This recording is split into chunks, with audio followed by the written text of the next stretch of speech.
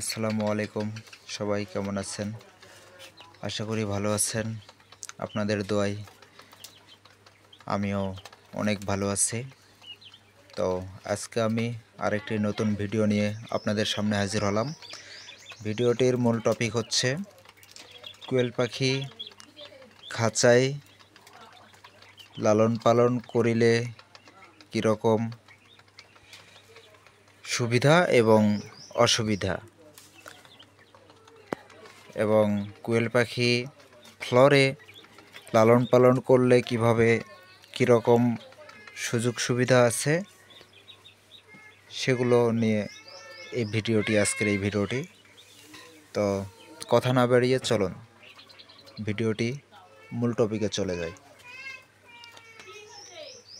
এই যে আমার এটি খাঁচা, এই খাঁচাতে অল্প কিছু কোয়েল পাখি রাখছি আমি। এখানে আছে, খাঁচাটা আমার একটু ঢালু টাইপের,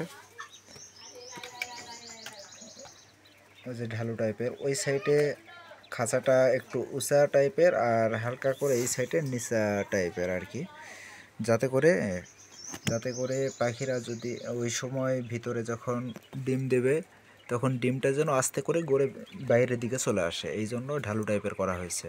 এই জন্য ওইদিকে পাখিরা ডিম দিলে আস্তে করে ডিমগুলো না আসে এই জায়গাতে জড়ো হবে আর কি, এই জায়গাতে জড়ো হবে। সেক্ষেত্রে ডিমে কোনো ময়লা ভরবে না, প্লাস হচ্ছে ডিম ডিমের মানে ডিম কোনো ফাটা এরকম হওয়ার সম্ভাবনা থাকবে না, ডিমটা সুন্দর থাকবে। এই দিকটা খাঁচাতে অনেক ভালো। আরও একটা দিক, সেটা হচ্ছে এই যে এখানে খাবার দিচ্ছি, এখান থেকে পাখিরা খাচ্ছে খাবার, এই যে এখান থেকে পাখিরা খাচ্ছে, খাবারটা নষ্ট হচ্ছে না, খাবারটা সুন্দর মতো সব খাবারই খেয়ে নিচ্ছে। আর অপর পার্শ্বে ওই যে দেখতে পাচ্ছেন, অপর পার্শ্বে হচ্ছে ওই যে পানি খাচ্ছে, অপর পার্শ্বেও পানি রাখা আছে সেম এইরকম একটা পট, নল টাইপের এইরকম একটা পট ওই পার্শ্বেও রাখা আছে, ও পার্শ্বে পানি দেওয়া আছে, সুন্দর মতো পানি খাচ্ছে। পানিতে কোনো ময়লা হচ্ছে না, পানিটা পরিষ্কার থাকছে, খেতে পারছে, এটা একটা সুযোগ সুবিধা ভালো। আর এখন দেখে নেওয়া যাক আসলে খাঁচাতে অসুবিধা দিকগুলো কোনটা। খাঁচাতে এই যে দেখতে পাচ্ছেন নিচের দিকে পাখিরা পায়খানা করেছে, পায়খানাতে এই যে দেখতে পাচ্ছেন, একটু ভালো করে লক্ষ্য করেন, একটু পোকা সৃষ্টি হয়েছে এখান থেকে, এই যে পোকাগুলো নাড়ানাড়ি করছে। এই পায়খানাগুলো প্রতিদিন পরিষ্কার করা উচিত। যদি প্রতিদিন পরিষ্কার করা না হয় তাহলে এরকম পোকা তৈরি হবে। আর যদি ফ্লোরের পার্শ্বে মানে বাড়ির পার্শ্বে যদি এরকম একটা খাঁচা করা হয় তাহলে মনে করেন যে এগুলো পোকাগুলো এই দিক দিয়ে আস্তে করে নিচে নেমে গেলে এগুলো বাড়ির ভিতরেও পুষে যেতে পারে, সেখানে একটা বিশৃঙ্খলার সৃষ্টি হয়। এগুলোর দিকটা আসলে খুবই খারাপ। আর প্রতিদিন এগুলো পরিষ্কার করতে হয়, এটা একটা ঝামেলা, এই ঝামেলাগুলো হচ্ছে অসুবিধামূলক, এই আর কি। তো এখন দেখা যাক ফ্লোরে কোয়েল পাখি পাললে লালন পালন করলে আসলে কীরকম সুযোগ সুবিধা। চলুন আমরা ফ্লোরে গিয়ে দেখি, ফ্লোরে আসলে আবার পাখিদের ফ্লোরে পালতে আসলে কেমন সুযোগ সুবিধা সেটি আমরা চলুন ফ্লোরে গিয়ে দেখে আসি। আমি এখন ফ্লোরে আসলাম, যেটা আমার কোয়েল পাখির ঘর, এখানে আমার পাখিগুলো থাকে। এখন আমি দরজাটা খুললাম, ভিতরে প্রবেশ করব।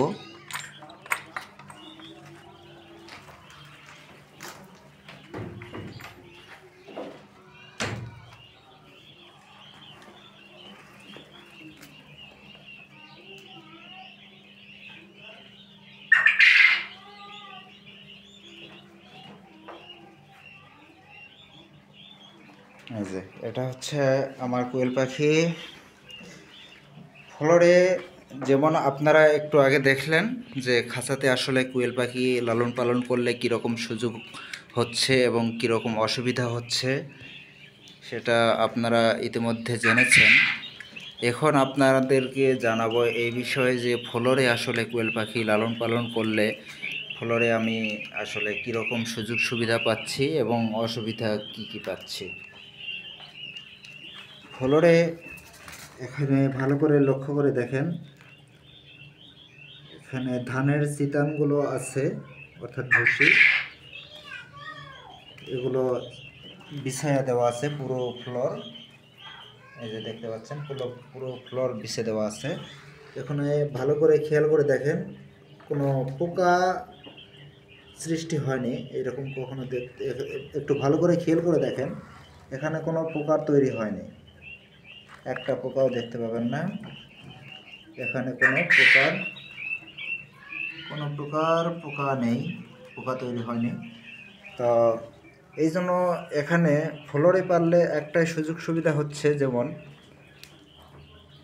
আমি 15 থেকে 20 দিন পর পর এগুলো পরিষ্কার করা লাগবে, এগুলো 15 থেকে 20 দিন পর পর, তাহলে কোনো পোকা তৈরি হবে না এখান থেকে। এটা একটা ভালো দিক।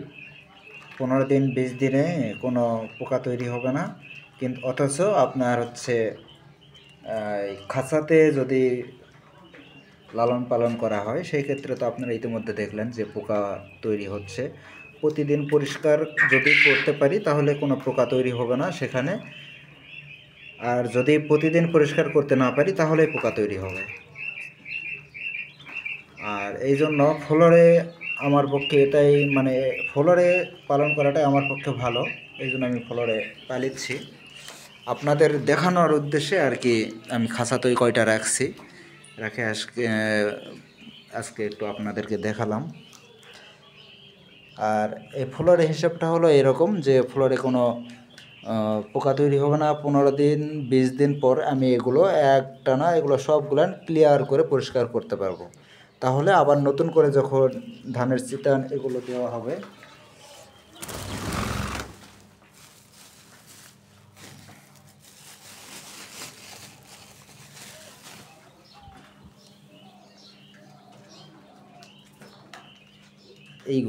এইগুলো আর কি, মানে যখন প্রথম 15 দিন পর পর এগুলো আমি পরিষ্কার করব। পরিষ্কার করার পর এই যে ধানের চিতান দেখতে পাচ্ছেন, ধানের ছোবলা, এই ছোবলাগুলো আমি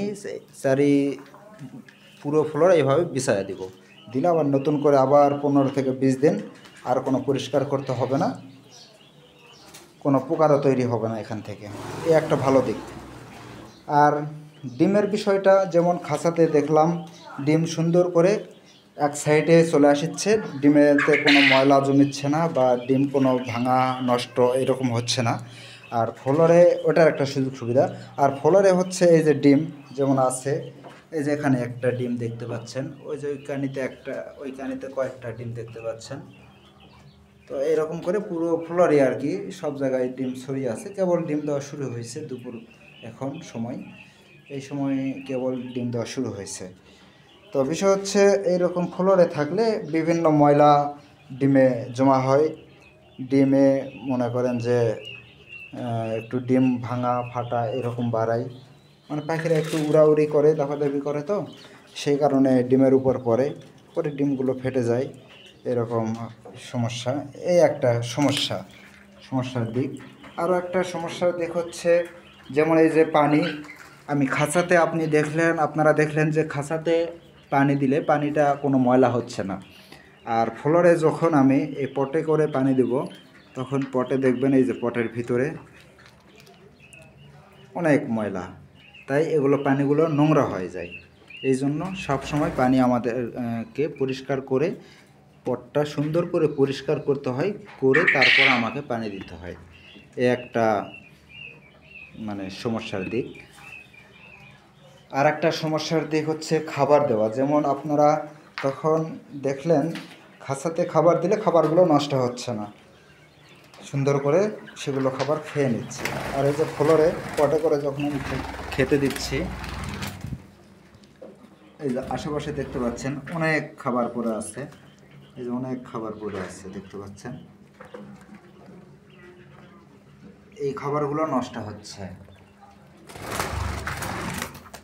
এখানেও ভিতরে অনেক ময়লা পড়ছে, পাখি যখন উড়ে দৌড়াদৌড়ি করে তখন অনেক ময়লা উড়ে আসে এর ভিতরে পড়ে, এই জন্য খাবার এখানে নষ্ট হচ্ছে, অনেক খাবার নষ্ট হচ্ছে। এই হলো সমস্যা।